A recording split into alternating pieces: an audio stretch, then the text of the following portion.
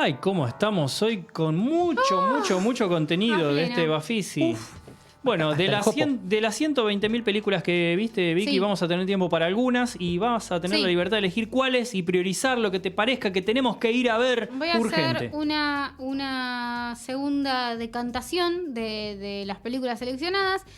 Voy a empezar porque no quiero quedarme sin tiempo para hablar de esta, que por el momento es mi película favorita del Bafisi hasta ahora, que es Julia, no te cases. Julia, no te cases, dentro de la competencia oficial argentina, dirigida por Pablo Levi, sobre la historia de su madre, Julia Azar. La película es interesante desde el lugar siguiente. Él grabó a su madre contándole la historia de su matrimonio, que es muy de joven, entonces es casi la historia de su vida, digamos, alrededor de ese matrimonio. Aparte, ella tenía como objetivo esto de casarse y tener hijos, entonces de alguna manera es la historia de su vida también, porque su vida giró alrededor de eso. Y él la graba sin que ella sepa que la están grabando, graba su audio, como le dice que quiere hacer una ficción, porque de verdad era su intención hacer una ficción que tuviera que ver, digamos, con algo de la historia de ella, porque él recordaba que había muchas de las cosas que habían sucedido en su vida que podían ser escenas. Y se encuentra, digamos, con una mujer que narra su vida como muy de afuera, como con una prolijidad y con una voz, con un tono que era de novela. Ella estaba contando una novela. Entonces lo que hace es cambiar la vuelta de tuerca de esta historia, usar esos audios, y toda esta voz en off está ilustrada a partir de material de archivo familiar. Bueno, a Julia Azar lo que le pasa es que solamente unos días antes de la ceremonia de su casamiento tiene un desencuentro amoroso con el padre de Pablo Levi, el director de la película, y dice, la madre, y vuelve a su casa, es muy lindo esto, vuelve a su casa llorando, abre la heladera y se empieza a comer todo, como una especie como de ansiedad, de angustia oral, claro. Se come todo y la madre le dice, Julia, no te cases. Julia, no te cases. Y Julia, ¿qué hizo? Fue y se casó. Oh. Sí. Dice, ¿cómo? No me voy a casar, estoy a solo día, tengo que estar toda la ceremonia preparada, qué sé yo. Y esta premonición de su madre, esta cosa para mí interesante que es cómo las madres muchas veces entienden un montón del panorama completo. Y a veces, yo entiendo, uno tiene que tomar sus propias decisiones, pero a veces cuando mirás para atrás decís, tendría que haber cerrado los ojos y hacerle caso. Y después me hubiera ahorrado un montón de cosas. Obviamente esas cosas, cada uno es una persona individual. Pero me parece muy lindo esto de que la madre haya visto que esto no iba a resultar. Y la historia de Julia termina deviniendo en una serie de un montón de cosas que eran para tratar de salvar ese matrimonio primero y después para tratar de salvarse ella misma después. Al principio lo que cuenta, digamos, es una historia de distancia física también. Habla mucho de un lugar de una mujer, dice, yo me sentía una puta tratando de despertarlo, porque no le interesaba yo, dice, yo no le interesaba. Después habla como de esto de los domingos en un country, como tratando de hacer actividades para no aburrirse. Habla del aburrimiento de una pareja, como aburrirse dentro del matrimonio. Es como un gran arrepentimiento todo. Exacto. Y después habla de cuando ella decide transgredir todo eso que estaba viviendo y decide separarse. Las separaciones no son una, son muchas. Ella se separa y vuelve, se separa y vuelve, se separa y vuelve muchas veces.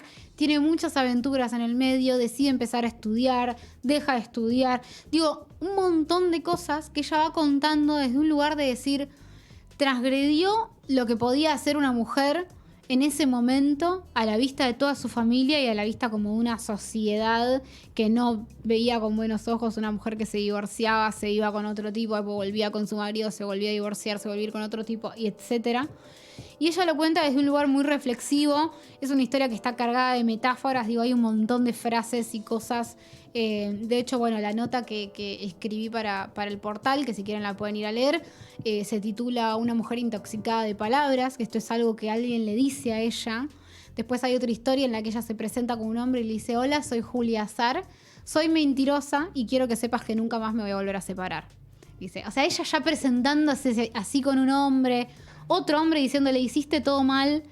Sí, hiciste todo mal, empezá de nuevo. Digo, cosas como muy potentes que pasan adentro de este relato que me parece que exceden lo íntimo, exceden lo personal y lo anecdótico que podría ser la historia de tu mamá, de mi mamá, de qué sé yo, y habla de algo más. La verdad es que me parece una película sumamente conmovedora. Para mí hasta el momento es mi favorita del Bafisi. Así que Julia, no te cases. Y moqueaste el viernes, el otro día. Casi hice la lloración. Vino Pablo Levi, estuvimos hablando un montón de la película y la verdad es que me conmovió mucho porque está bueno poder agradecerle a alguien cuando hace algo que te queda, que decís, che, yo me voy a acordar de esta película con mucho cariño. Así que la verdad, súper gracias. 5 estrellas para mí, para Julia, no te cases. Veremos. No, la verdad es que no tengo un panorama aún. Todavía quedan un par de días, pero de haber visto todas las competencias como para decir cuál creo que puede ser llegar a ganar o lo que fuese. Pero en mi corazón tus yo lo gano. porotitos. Mi porotito está acá. Muy bien, pero hay más porotos tal vez dando vueltas por ahí. Hay más porotos. Otra película muy interesante. Esto ya es ñoñez absoluta, Brian. Acá me vas a entender con lo que es la ñoñez. Film The Living Record of Our Memory es una película dentro de la sección películas sobre películas. 119 minutos. Casi 2 horas. Bueno, documental. El documental lo que hace es recorrer desde los inicios del cine hasta la actualidad todo lo que tiene que ver con la preservación del patrimonio audiovisual del mundo. Del mundo. Del mundo. Es así de abarcativo es. Wow. Lo que hacen justamente es hablar desde los comienzos del cine, hablar de cómo de la poca importancia que se le daba, digamos, al material fílmico, al archivo, mejor dicho, al archivo audiovisual, ya sea en fílmico y en distintos formatos, a través del tiempo, y por qué ese archivo es tan importante de preservar. Entonces, lo que nos va a contar es cómo no se preservó, todos los formatos por los cuales pasó, hacia dónde vamos, en dónde estamos parados. Uy, me encantó. Y, digamos, llega hasta el punto de empezar a hablar del almacenamiento de un ADN sintético, ¿entendés? A ese punto llega el documental. Empieza en el nitrato y llega al ADN sintético. Es una total locura para entender lo enorme que es la preservación de patrimonio audiovisual. Cuenta un montón de historias sobre cosas que hoy no conoceríamos de nuestra propia historia, cosas que no podríamos ver de nuestra propia historia y la historia de los lugares, sin haber encontrado cosas perdidas, haber recuperado cosas que estaban a punto de perderse, cosas descompuestas. Hablan de la cantidad de cosas que no tenemos, porque nosotros hoy estamos hablando de wow, salvaron Metrópolis. Sí, pero ¿sabes la cantidad de películas que se perdieron? Se dice que el 80% del cine mudo no existe. No existe. Entonces, bueno, habla mucho sobre eso y tenemos como protagonistas a archivistas, que son básicamente los héroes de esta historia, gente que se dedica a la restauración en distintos lugares del mundo. Y acá yo les voy a tirar unos nombres que yo no sé si ustedes los van a conocer, pero todos los nombres que yo voy a decir ahora son eminencias del cine. Hay uno que sí.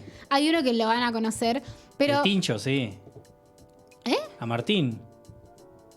¿A quién? A Scorsese. Ah, bueno, pero Martin Scorsese es mencionado, pero no está en el documental, no participa. El del documental es referido porque es una de las grandes personas que ha hecho mucho por la Lo preservación. gigantesco que es Scorsese para la historia del cine. Ah, Tincho, le dicen. Ni que Tincho, tuviera sí, en el me WhatsApp. desconcertó, Falta respeto. Llámalo, ¿Cómo lo vas decís? a despertar. ¿Cómo Llámalo. es Tincho? Ah, Tincho Scorsese. Uno de los tipos más importantes para el la Tincho de historia la del esquina cine. de Porque es uno de los que más dinero puede invertir e invierte. Claro. Hay otras personas que tienen ese dinero y no lo invierten, y otras personas que quieren invertirlo y no lo tienen, como todos los demás que voy a mencionar ahora. Por ejemplo, Jonas Mekas. Costa Gabras está en este documental. Está Costa Gabras, chicos, por Dios. Patricio Guzmán, Ken Loach, Fernando Trueba está. Nada. Y hay 30 nombres más, por lo menos, en el documental, entre los cuales está Paula Félix Didier, que es la directora del Museo del Cine de Buenos Aires, que es el único lugar que hoy, bueno, hay otros lugares también, pero es uno de los pocos lugares que hoy está haciendo preservación de patrimonio audiovisual argentino, y es una genia total, Paula, y habla un montón, y es, la verdad, para los ñoños y los que venimos jodiendo con la preservación y con el tema de que acá en Argentina no hay una cinemateca, a pesar de que hay una ley hace 20 años más o menos que dice que tiene que haber una cinemateca, pero no la hay y todo el mundo pelea por la producción, pero nadie por la preservación. Bueno, a los que venimos jodiendo con eso desde hace mucho tiempo, la verdad es que este documental es un festín, porque es ¿Querés que te explique? Yo no te lo puedo explicar en 2 horas. Ellos sí pueden explicártelo en 2 horas. Y justamente lo dirige Inés Toaria, que ella es una española. Así que vayan en lo posible a verlo. No está más, lamentablemente no está más online. No hay guiño. Pero no lo sé. Hagan todo lo posible para buscarlo. Bueno, por las dudas le vamos a preguntar a Osvaldo Aldama, que está escuchando ahora, que hace Dejó poquito... unas recomendaciones también Osvaldo. Sí, que hace poquito se incorporó a la grilla de Punto Cero y es otro más del mundo del cine. O sea, sí, ya es el medio por excelencia de la crítica y de la recomendación cinematográfica. Osvaldo está con Senderos Culturales los martes a las 18 horas, así que le mandamos un saludo. Y por qué no, también aprovechamos rápidamente, si queda tiempo para una recomendación o 2 más, a José Tripodero, que mañana Cine Continuado cumple 100 emisiones también. ¡Wow!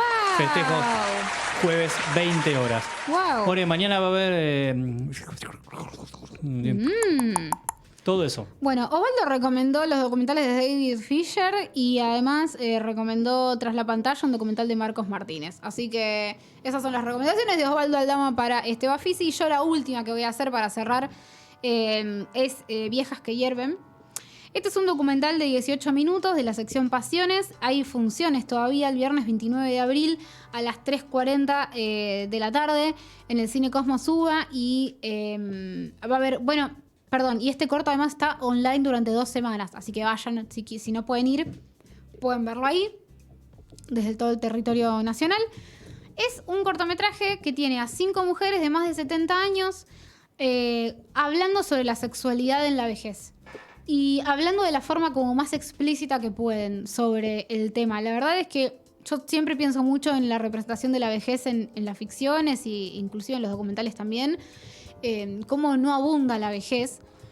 Y me parece muy interesante que Violeta Tapia, que es una chica muy joven, haya hecho un documental en el que estas mujeres justamente hablan sobre el deseo, hablan sobre el erotismo, hablan sobre los cuerpos. Es un documental que se anima, aparte, a mostrar los cuerpos de la vejez, que es algo que a mí me hizo pensar mucho Diego Trerotola cuando habló una vez que pude hacerle una nota. Hablaba sobre una serie que hablaba sobre un personaje trans, pero todos los personajes no trans tenían sexualidad y el personaje trans no en la serie. Entonces, si bien era como super open en el sentido de decir vamos a contar esta historia, no le daba a la corporalidad de la persona trans el mismo lugar en pantalla que a los personajes cis hetero o de cuerpos normados. Entonces, en ese sentido, me parece re interesante que este documental se anime a poner esos cuerpos en pantalla y que justamente les permita, digamos, tomar la palabra y hablar sobre el deseo que no se pierde y sobre la sexualidad que se transforma, pero tampoco se acaba. No es que hay una edad en la que ya termina la vida en general, porque para la vejez parece que se terminara todo, ¿no? Como no forman parte de nada, de nuestro alrededor. Simplemente es cuestión de pensar en cuántas actividades que hacemos normalmente nos rodeamos de personas de más de 70 años, probablemente sean muy pocas. Entonces está buenísimo tenerlo en cuenta. Para mí, para la vida, porque la gerontofobia es un temón del cual nadie habla y me parece que hay que tenerlo en cuenta y hay que despertarnos porque todos vamos a ser viejos. Entonces hay que pensar en el mundo que queremos para nosotros y ser menos crueles con las personas que ya están en ese mundo. Y me parece muy interesante para hablar encima desde la sexualidad. Es decir, avanzó 10 casilleros Violeta Tapia hacia adelante, mucho más adelantada que todos nosotros. Así que para mí, desde lo formal quizás no me parezca lo más interesante. Para mí estamos en 3 estrellas como súper recomendado. Muy bien. No nos queda nada de tiempo, pero ¿sabes qué, Vicky? Te voy a invitar para mencionar algo de Después de Catán, porque yo sé que el señor productor te va a permitir ese minuto. 1 minuto para hablar de Después de Catán. Muy rápido, no digo demasiado. No lo niega, mirá, no lo niega. No digo demasiado. Dirigido por Víctor Cruz, 37 minutos. Víctor Cruz, hace poco estuvimos hablando justamente porque hizo Taranto y había hecho Dorado 50 ¿Y no antes. se cruzaron ahí en la represión? ¿No se cruzaron sí, en la nos represión? habíamos cruzado el día de lo que pasó el quilombo con el Inca. Nos habíamos cruzado ahí justo antes del Bafisi. Con las antorchas. Claro. Y bueno, lo que hace justamente, como habíamos hablado de Taranto, es marcar un triángulo entre dos películas anteriores que él hizo, una sobre Shenzhen en China, en donde lo que sucede es que dentro de todo el avance tecnológico hay lugares y sectores que no avanzan al mismo ritmo y esos sectores son justamente desechados, descartados y quedan perdidos en el tiempo, ese Shenzhen. Taranto, en donde hay la gente sufre, digamos, por la contaminación de una fábrica que les tira metales al aire y es como muy terrible. Y lo que hace es hacer un triángulo entre el intento que él hizo de hacer un documental sobre el basural de Catán, que está de González Catán, que está envenenando a la gente que vive ahí desde hace muchísimos años. La gente se está muriendo y está teniendo enfermedades terribles. Entonces lo que hace es hablar sobre esta historia construida con los despojos de otras historias y otros fracasos, así lo define, que para mí parece la frase del documental. Y en realidad lo que va a hacer es partir de esta base para decir, ¿qué estoy haciendo? ¿Por qué hago documentales? ¿Por qué hago un documental sobre esto que a alguien le interesa hablar sobre este tema? ¿Alguien se va a acordar de mis cortos y de mis películas, de mis documentales? Digo, ¿sirve de algo? ¿Cuál es mi relación con lo que estoy retratando? Digo, parte de esa base para decir un montón de otras cosas sobre la práctica documental y me parece un ensayo fantástico. Claro, es un ensayo. Es un ensayo, sí, es un ensayo. Otro lado, claro. Hay que tener en cuenta esto, es un ensayo audiovisual. Entonces véanlo con esa intención y con esa... no esperando algo clásico o tradicional, sino es para que pensar y reflexionar. Exactamente. Es un ejercicio. Brian, tú lo has dicho, ni más ni menos que lo que acaba de decir Amo el esos señorito. contenidos. Muy bien. Disponible en la página por 2 semanas, así que entren y véanlo, 37 minutos, muy para nada. pensar. Recortito. Excelente. Bueno, algo para apreciar. ¿Vos lo viste, Brian? ¿No? ¿Y lo vas a ver?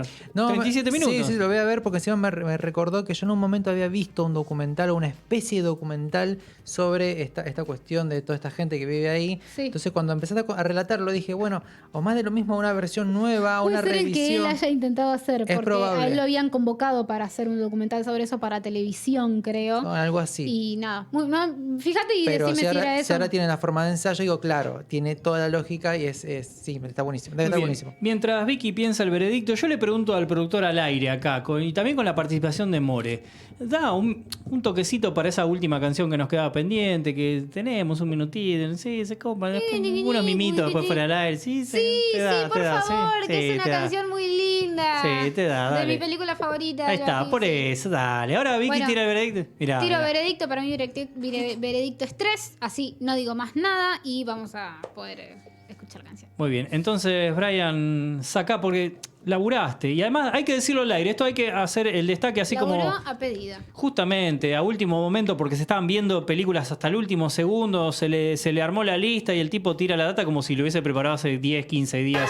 Una bella. Me parece que había que darle valor. Y el productor es malo, pero hay que encontrarle ese rinconcito en el corazón, ese rincón de luz. No es 100% Donde todo lo maldad. ilumina. Cállate, Diego, estás perdiendo tiempo. Claro. Ey, no, te No es quiero 100% la maldad. Un porcentaje tiene de Sí, bueno. vieron que es bueno. Y se hace Vieron que querer. es bueno. Entonces vamos a escuchar Santa Cruz de la Sierra, una canción de Nico Landa.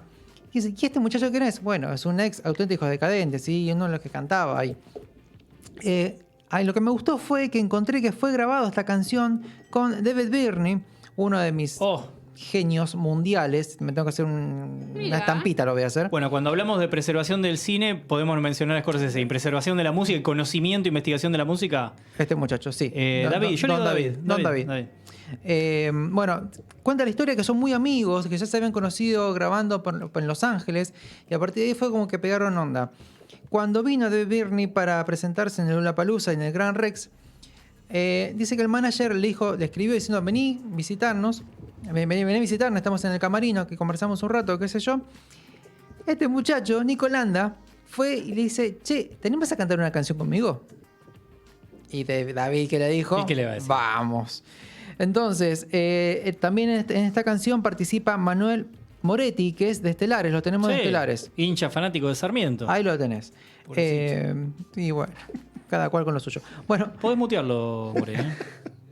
para cerrar, algo muy interesante es que David Byrne habla en su libro Diarios en bicicleta, lo menciona justamente a Landa. Hace una mención en unos párrafos porque justamente lo que él cuenta es de su viaje por el mundo, cómo va encontrándose con la música y con los músicos y la ejecución y toda esa parte. Es un libro que tengo ahí para comprar y para lo tengo que leer, súper recomendado. ¿Cuándo cumplís años? El 25 de julio. Listo. Me lo recomendó Nancy Jaimes. Te lo va a Un regalar. abrazo. Te lo va a Ahí está. regalar. Qué fácil que hace, cómo gestionas, ¿eh? Así que dije, está marcado ahí para comprar y leerlo. Para cerrar, pertenece a un álbum que se llama El amor es un accidente, obviamente que de Nicolanda. Así que vamos a escuchar Santa Cruz de la Sierra de Nicolanda.